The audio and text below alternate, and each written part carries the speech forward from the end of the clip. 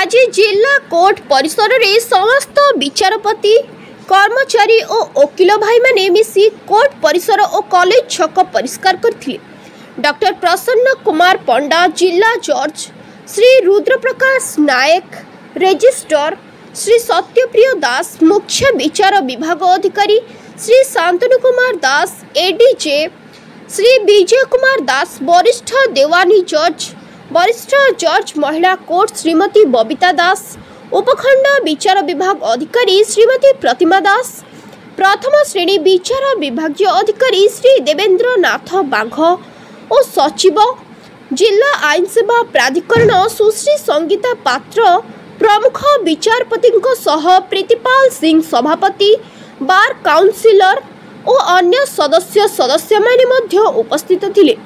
सफाई कर्मचारी माने एही समय रे समस्त विचारपति और कार्यालय कर्मचारी मानकु सहयोग करिथिले। समस्त एकत्र जलपान और चाहा मध्य खाइथिले। नमस्कार, मु सुशीला जगान कहूँ आउ सार वकील सार मान जज सार मान सहित काम करके हमको बहुत भल लगिला।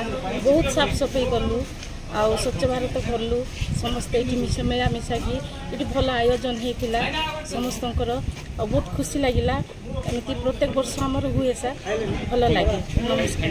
देखु अक्टोबर 2 स्वच्छ भारत उपर अभियान आमर कार्यक्रम है एवं आमर डिस्ट्रिक्ट जज एवं जुडिशियल मजिस्ट्रेट सब स्टाफ आसते आई प्रोग्राम गोटे दिन आगु कौन कौन नहीं तार उपर अभियान कले आमर कोर्ट परिसर रे सब सफा सुतरा है।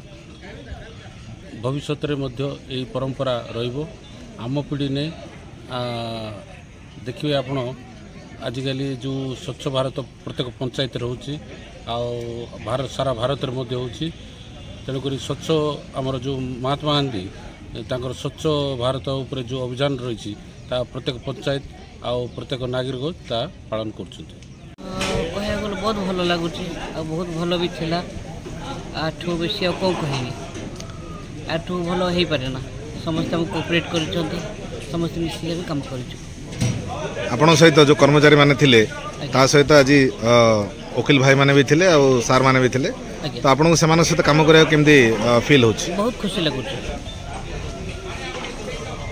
एसोसिएशन प्रेसिडेंट अच्छे आज 10th स्वच्छ भारत अभियान सेलिब्रेट कराला आम बार कम्प्लेक्स आम डिस्ट्रिक्ट जज सर और अन्य सब मजिस्ट्रेट सर मैंने आम स्टाफ सब एडवोकेट मिसिक आज गोटे अवेयरनेस प्रोग्राम कराला स्वच्छता ही सेवा बोलिकी गोटा पूरा ओडिशा रे माने थ्रू आउट इंडिया सेलिब्रेट कराऊ जुडिशियल तरफ। आम आज आम कोर्ट कैंपस एवं एनएच उपरे आम सराउंडिंग पूरा बुलिकी आम सफा करूँ। लोक जन चाहूँ जे स्वच्छता ही स्वस्थ सब बोले भल यहाँ आमर ड्यूटी केमती आमर परिसर को आम स्वच्छ रखा। स्वच्छ रखिकी आम जदि रखा समस्ते आमको देखिकी या करूँ। अवश्य आग महात्मा गांधी जी को स्वप्न थिला भारत केमती स्वच्छ रहा एवं सब 10 वर्ष है इंडिया रे चलची आग अपेक्षा बहुत भल अच्छे भल।